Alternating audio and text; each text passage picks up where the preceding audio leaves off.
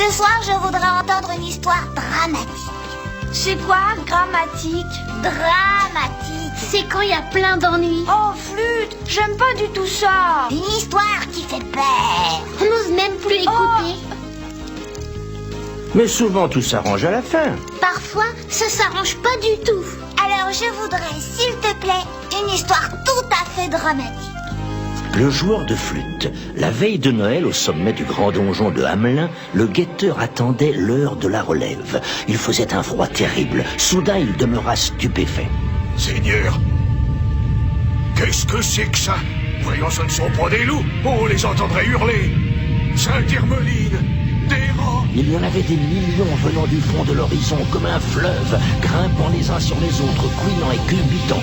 Ils inondèrent les fossés, escaladèrent les murailles, bousculèrent le gué sur leur passage. Et partout à la fois, ils passaient sous les portes, ils grimpaient le long des gouttières, dégringolant par graves dans les cheminées, tandis que les bourgeois affolés empoignaient pour se défendre tout ce qui leur tombait sous la main. Les dames de la ville, juchées sur les tables parmi les pots renversés, secouaient leurs jupes et poussaient des cris à faire tomber les maisons. Ah, ils s'en souviendront longtemps, les Hamelinois, de ce réveillon-là. Dévorant tout, les soupes, les andouilles, les dindes fourrées aux truffes, les rats ne laissèrent pas de quoi nourrir une puce. Le lendemain, les rats étaient toujours là, sous les lits, dans les armoires, au fond des poches. Un rat dans vos pantoufles, sous l'escabeau.